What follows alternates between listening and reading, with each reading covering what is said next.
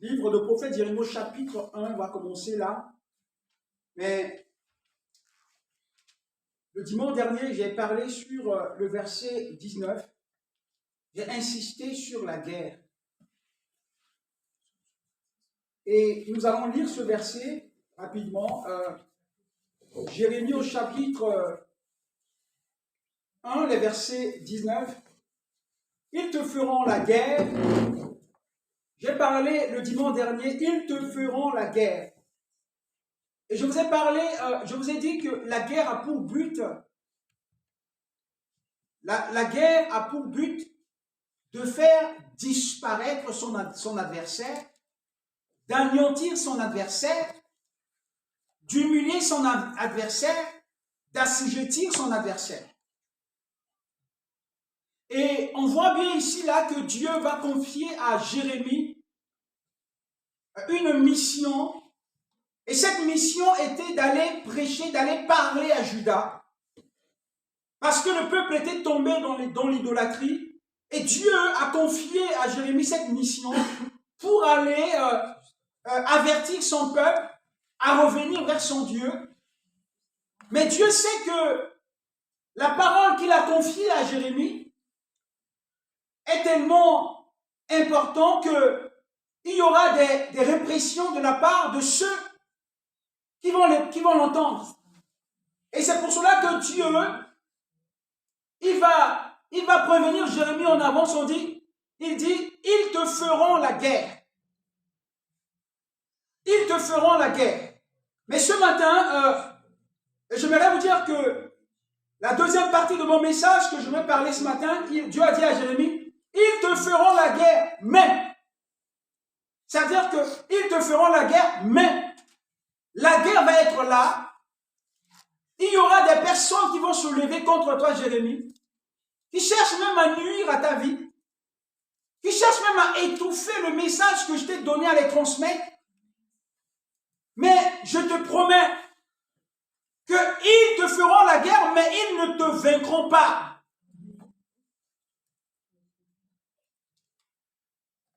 Ils ne te vaincront pas. Pourquoi? Ils ne voulaient pas que le prophète Jérémie annonce les paroles que Dieu lui avait confiées. En fait, le but de l'adversaire, c'est que Jérémie ne dise pas la totalité de ce que Dieu lui avait confié pour transmettre à son peuple. Et nous devons savoir que lorsque Jésus-Christ était né, la Bible déclare que lorsque Christ était né, la Bible dit que les mages ont vu son étoile. Et ils sont allés pour l'adorer. Et lorsque les mages ont allé pour l'adorer, la Bible dit que Hérode a su. Il a dit, mais qui est venu pour prendre ma place?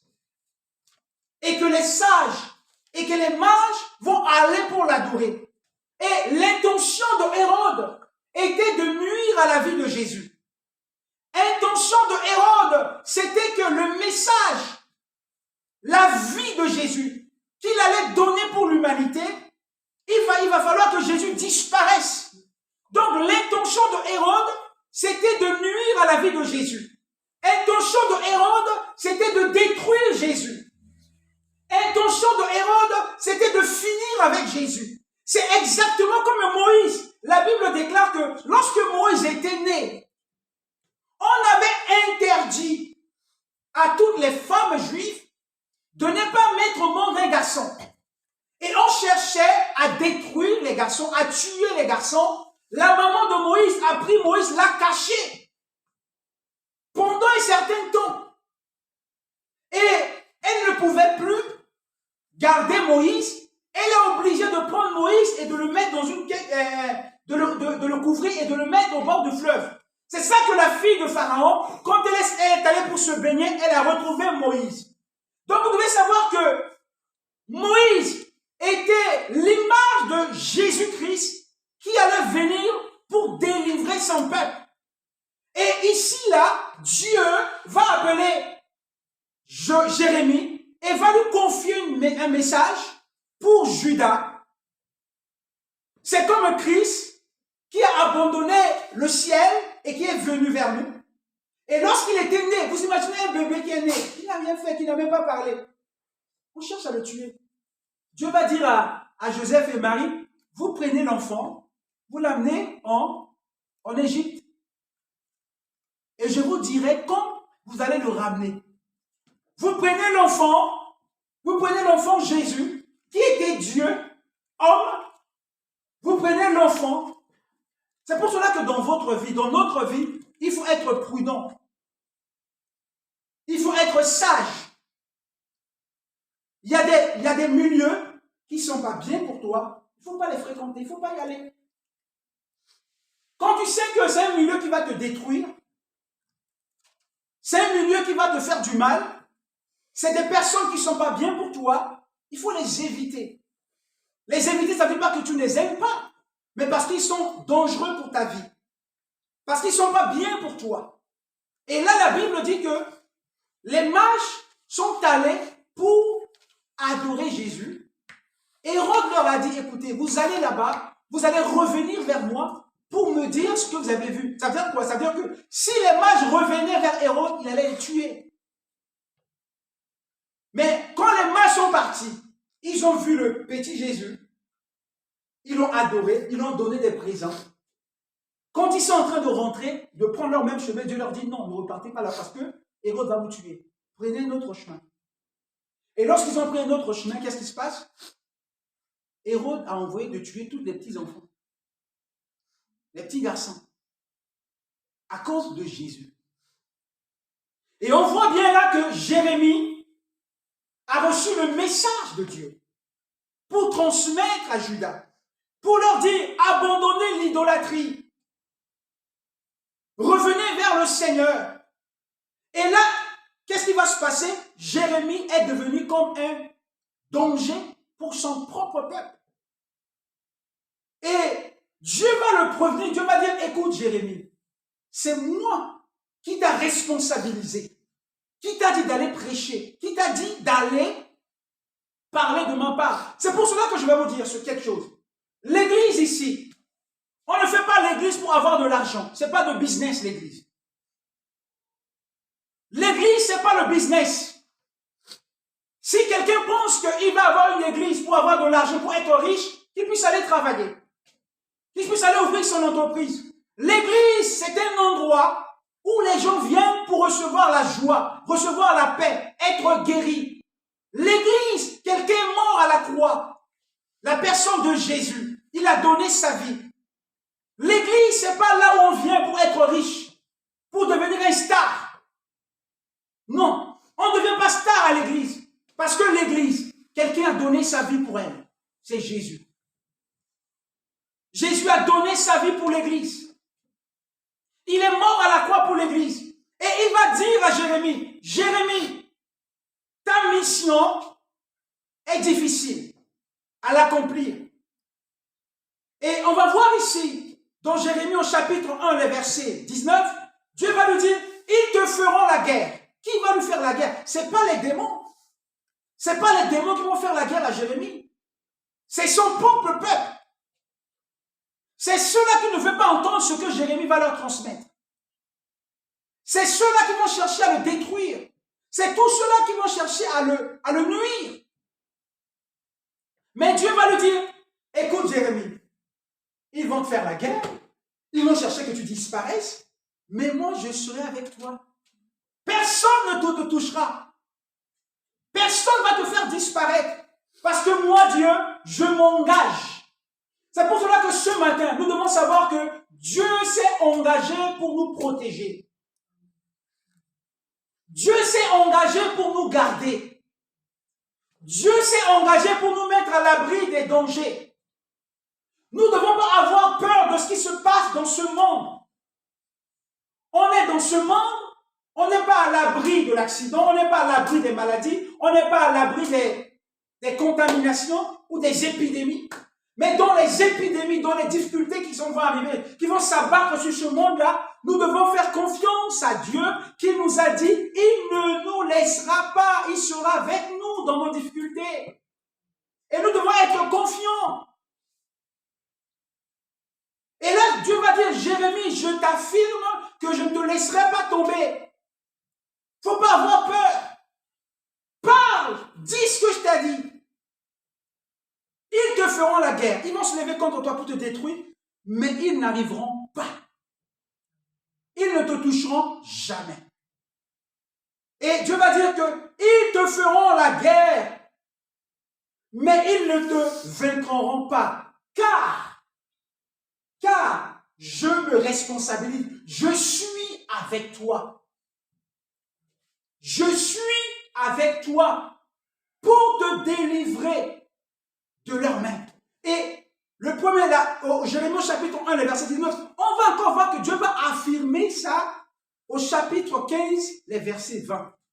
Est-ce qu'on peut lire ensemble? Chapitre 15 de Jérémie, les versets 20. Dieu va dire encore à Jérémie ici. Écoutez ce que Dieu va dire à Jérémie. Je te rendrai pour ce peuple comme un fort muraille de rein. Tu vas être comme une muraille. Jérémie, moi Dieu, je te ferai comme une muraille de rein. Fort. Ils te feront la guerre, mais ils ne te vaincront pas, car je serai avec toi pour te sauver et te délivrer. Et ce matin, nous devons croire que Dieu, Jésus-Christ, est venu nous sauver, est venu nous délivrer de la mort. Et il va dire encore le verset, je te délivrerai de la main des méchants. Et je te sauverai de la main des violents. Vous imaginez ça? Donc, je te délivrerai dans la main des bourreaux. Ah oui, des bourreaux. Hein? Dieu dit, hé Jérémie, il y a des bourreaux. Tu les vois comme ça, mais c'est des bourreaux qui veulent te détruire. Mais moi, je te le promets, Jérémie, je vais te délivrer entre la main de ces bourreaux-là. Ils ne vont pas t'avoir, ils ne vont pas te détruire. Je serai avec toi, Jérémie. Dieu va affirmer cela pour augmenter la foi de Jérémie, afin qu'il puisse bannir la peur. Et la Bible dit, c'est juste tout ça pourquoi? Tout ça pourquoi? C'est dans le but d'étouffer ou encore de bloquer le message que Jérémie allait transmettre. Satan, il voulait que Christ ne puisse pas aller à la croix. C'est pour cela que quand vous allez lire dans Luc, vous allez voir que Satan a tenté Jésus. Quand il était à la montagne, il dit, hé, regarde tout ce qui est sur cette terre, ça m'appartient. C'est un menteur. Il n'a rien fait, Satan. Il va dire à Jésus, si seulement tu m'adores, tu te prosternes devant moi, tout ça, ça m'appartient, je te le donne. C'est pas lui, ça. C'est pas lui qui a créé toutes choses, Satan. Donc, le but de Satan, c'est d'aveugler les hommes et les femmes. Et lorsque Jérémie devait dire la vérité, il voulait l'étouffer. Amen. Il voulait étouffer. Et là, il a été frappé, Jérémie. Jérémie a été frappé. Il a été frappé, pourquoi? Parce que, justement, sa parole dérangeait. Sa parole n'était pas la bienvenue. Exactement comme Jésus. La parole de Jésus n'était pas la bienvenue. La parole de Jésus était au contre-courant de son époque. Parce que Jésus venait dénoncer les injustices. Dénoncer des choses qui n'étaient pas bonnes. Et on ne le supportait pas. Il disait, mais ce gars il est venu pour nous troubler. Il faut qu'il disparaisse. Il faut qu'on puisse finir avec lui. C'est exactement Jérémie dérangeait. Et il cherchait tout pour finir avec Jérémie. Il cherchait partout pour le détruire. Mais Dieu lui a dit, je serai avec toi. Je ne t'abandonnerai pas. Quels que soient les vents qui vont se lever contre toi, je ne t'abandonnerai pas. Le but, étant que chrétien, étant qu'enfant de Dieu, on vit dans un monde où parfois ce qu'on voit, ce qu'on entend, va secouer notre foi. Et parfois, ça peut nous détourner. Et si nous n'avons pas une foi solide, ça peut nous emporter de l'autre côté. Et c'est pour cela que c'est important pour nous de rester attachés à Jésus, de rester à Jésus, pour que Jésus nous aide à rester ferme avec lui. Jérémie a reçu des violences. Il y avait des gens qui se sont soulevés contre lui. Ils se sont soulevés. Et les gens qui se sont soulevés contre lui, c'était les sacrificateurs. Ils se sont soulevés contre lui. Ils disent, mais ce que tu es en train de dire là, c'est pas correct. Tu perds la tête. Tu n'es pas en train de prêcher une bonne prédication, Jérémie. Ta prédication elle est fausse, mais elle n'est pas fausse. Aujourd'hui, ce qui est bon, on considère comme c'est mauvais. Ce qui est mauvais, c'est bon. Il y a un problème d'interprétation aujourd'hui. Les gens vont prendre ta parole, ce que tu vas dire, ils vont essayer de tourner ce que tu vas dire à leur façon pour te faire comprendre que ce que tu as dit ça n'a pas de sens. Et Jérémie a été méprisé. Sa parole a été méprisée. C'est pour cela que nous allons rapidement prendre notre Bible dans Jean, au chapitre 16, verset 33.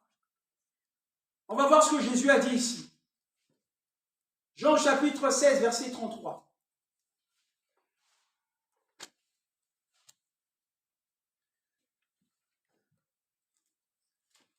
Je vous ai dit que ces choses, afin que vous avez la paix en moi, vous aurez des tribulations dans le monde. Écoutez ce que Jésus vous dit.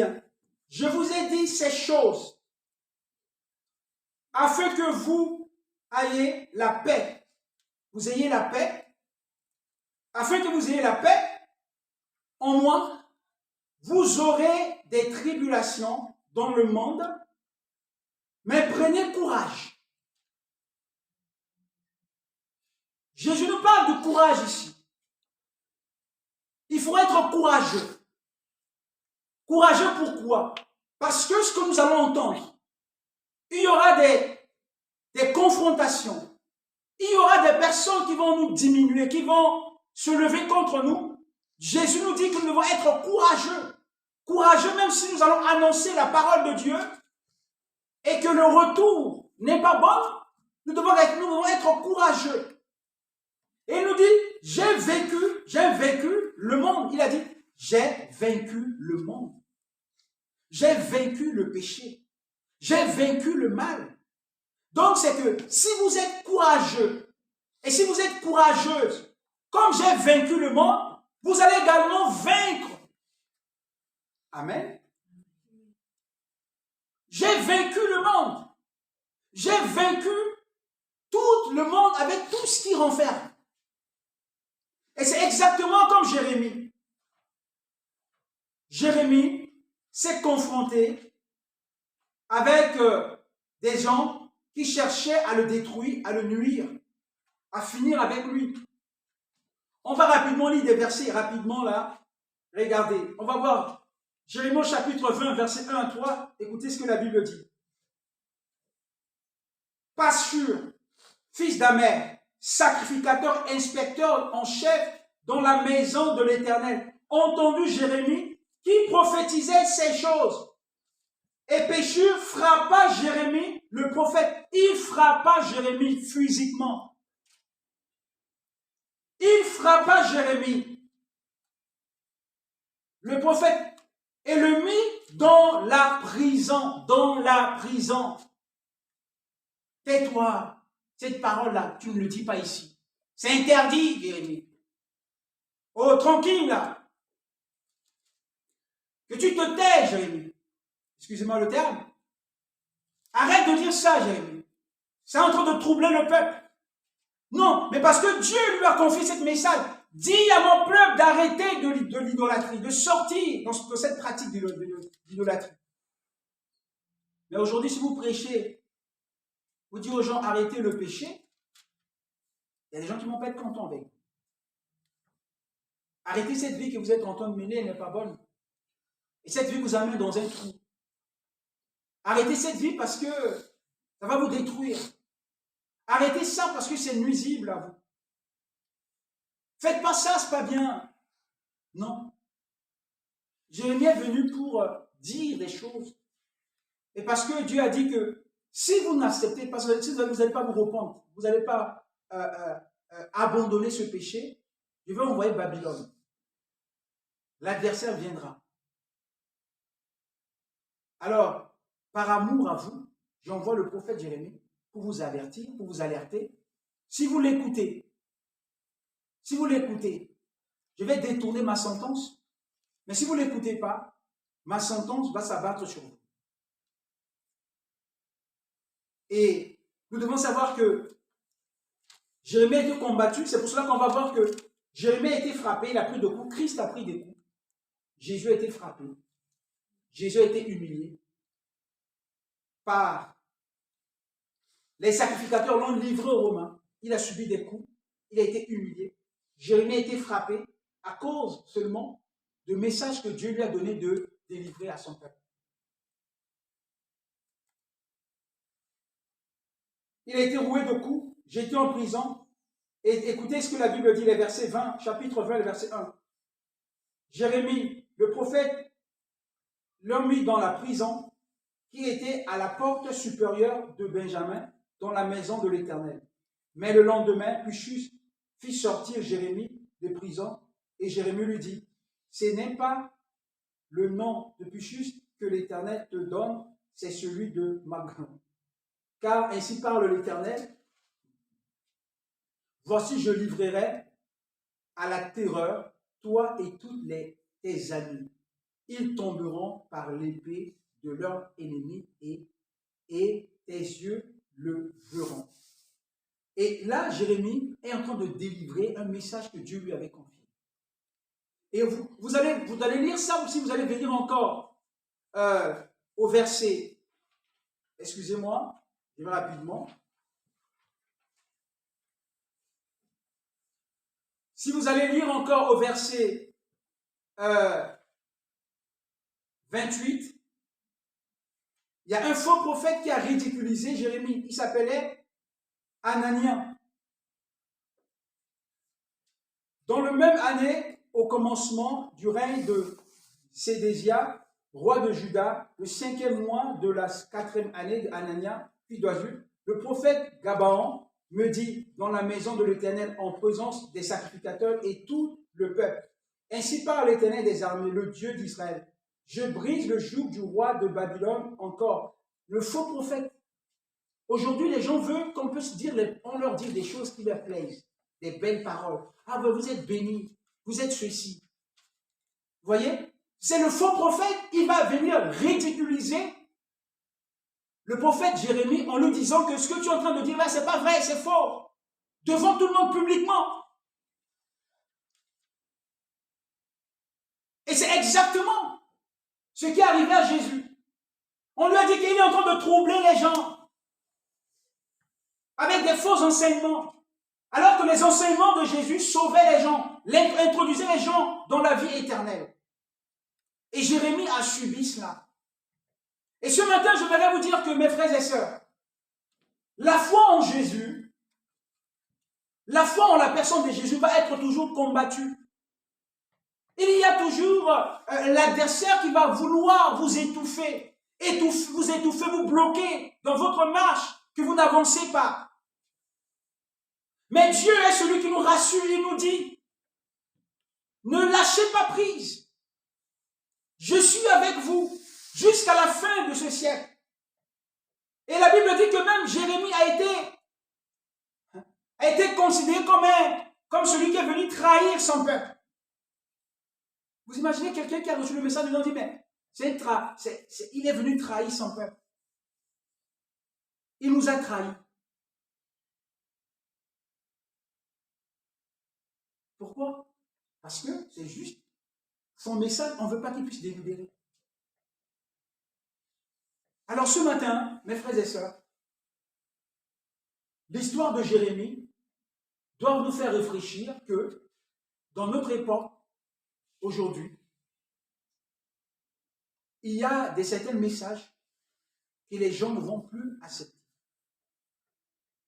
Et cela ne nous empêche pas de le dire, de parler de Jésus, que c'est lui qui sauve, c'est lui qui libère. Ne parler sur le péché, de dire que ce chemin-là, ça te conduit à la perdition. Ne dire que, ça veut dire que dire ce que Dieu nous demande de dire, ce n'est pas de le dire dans la grossièreté. Ce n'est pas de le dire en manquant de respect aux gens. C'est de dire dans le respect des autres. C'est de dire en considérant les autres. Mais il faut le dire. C'est pas en disant ça en grossièreté, mais en disant ça en respectant les autres, en considérant les autres. On leur fait comprendre que Dieu vous aime. Et si vous faites vos choix personnels, mais demain, vous avez payé le conséquent de votre choix. Dieu vous laisse la liberté de faire votre choix, mais vous devez savoir que votre choix détermine également votre éternité, votre futur. Et Dieu a envoyé Jérémie pour prévenir son peuple, disant, écoutez, si vous ne revenez pas à moi, ah ben, il y a quelqu'un qui va venir demain. Et c'est pour cela que ce matin, j'aimerais dire à quelqu'un que Jésus-Christ est mort à la croix pour toi. Jésus-Christ a donné sa vie à la croix pour toi. Ce que Jésus attend de toi est que tu puisses lui donner ta vie, donner ton cœur. Parce que Jérémie était venu dire à son peuple, abandonnez l'idolâtrie. Et ce matin, je veux venu dire à quelqu'un que Dieu t'aime. Et l'amour de Dieu est pour toi. Dieu veut te sauver. Mais ce que Dieu attend de toi, que tu puisses prendre une décision ce matin. De dire, Seigneur, j'abandonne cette vie, j'abandonne cette pratique, j'abandonne ces choses, et je veux me donner à toi. Je veux donner mon cœur à toi. Je veux abandonner mon cœur à toi. Et Dieu, il t'acceptera comme tu es. Et il va te pardonner. Son sang va te laver. Et la porte d'éternité te sera ouverte. Et tu rentreras dans la gloire de Dieu. Et ce matin, Dieu veut nous dire, comme il a dit à Jérémie, ils te feront la guerre, mais ils ne te vaincront. Crois à la protection de Dieu dans ta marche chrétienne. N'aie pas peur des démons, pas peur des puissants de ténèbres. Crois que tout ce qui peut t'arriver, Dieu saura comment te protéger. Amen. Amen. On va lire le dernier verset dans Psaume 29, 129 et les versets 2 pour clore ce moment.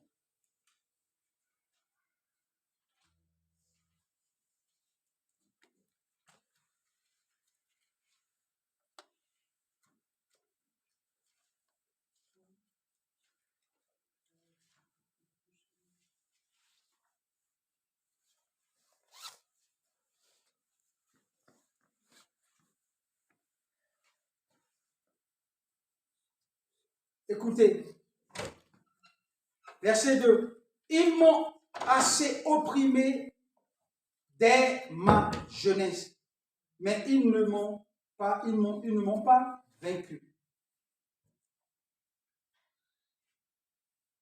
L'oppression vient de la part de l'adversaire.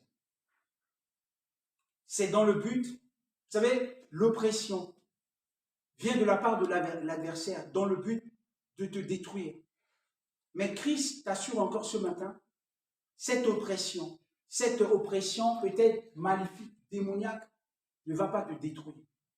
Parce que Christ te dit ce matin, j'ai vaincu le monde, toi aussi tu vas vaincre. Cette chose-là ne va pas vaincre sur toi, mais tu vas vaincre sur l'oppression. Tu vas vaincre sur le malin. Ce n'est pas le malin qui va te vaincre, mais c'est toi qui vas vaincre sur le malin. Parce que Christ a vaincu l'ennemi. Comme je vous ai dit, le but de l'ennemi, c'était que Jésus disparaisse. était né. Le but de l'ennemi, que Moïse disparaisse. La guerre était contre Moïse. Mais Moïse a été celui qui est allé délivrer le peuple de Dieu. Jésus, quand il était né, l'ennemi voulait qu'il disparaisse. Mais l'ennemi n'a pas arrivé. Jésus a accompli sa mission. Et quand il est allé à la croix, il a dit, Père, tout est accompli. Dès le début, le diable voulait finir avec Jésus. Exactement comme Jérémie. Il voulait que Jérémie ne délibère pas son message. Mais Dieu a dit à Jérémie, je suis avec toi jusqu'à la fin. Ils te feront la guerre, mais je vais te délivrer. Et j'aimerais te dire ce matin, peut-être dans ta vie, peut-être dans ton travail, peut-être dans ta famille, tu as des combats d'ordre spirituel, d'ordre physique. Peut-être dans ton travail, il y a des personnes qui te combattent dans ton travail. Peut-être dans ta famille, il y a des combats qui sont là. Mais je voudrais te dire ce matin, reste ferme avec Jésus. Quels que soient les combats qui viennent, Jésus saura te donner la victoire. Il saura te donner la victoire. Comme il a donné à Jérémie, il a dit, ils te feront la guerre, ils ne vont pas te vaincre. Je suis avec toi, je vais te délivrer entre les mains des bourreaux. Et ce matin, crois. Amen. Quels que soient les combats qui vont se lever, vont se lever contre toi, Dieu saura te délivrer. Est-ce qu'on peut incliner la tête? Toi qui nous écoutes ce matin, Jérémie a reçu l'appel de Dieu. Il a été combattu. L'ennemi voulait le faire disparaître. Mais Dieu a dit, écoute mon serviteur, il y aura la guerre, mais ils n'arriveront jamais à te vaincre. Parce que tu as le prunelle de mes yeux. La Bible dit que nous sommes les prunelles des yeux de Dieu. Et Dieu nous protège. Il nous garde. Ils nous feront la guerre, mais ils n'arriveront jamais à nous détruire. Ils n'arriveront jamais à nous anéantir. Parce que Jésus-Christ, c'est celui qui nous protège. C'est celui qui nous délivre de la mort. Seigneur, merci ce matin. Nous voulons croire encore, comme tu as dit à ton serviteur Jérémie, ils te feront la guerre, mais ils ne te vaincront pas.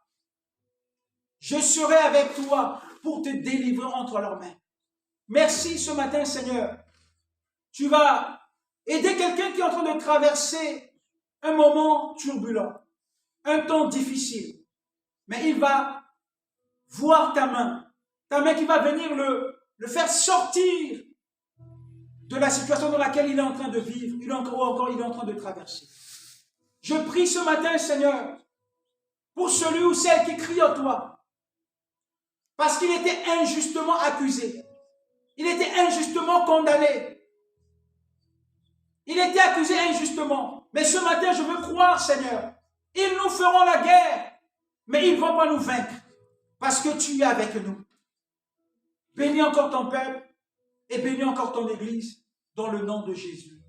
Amen.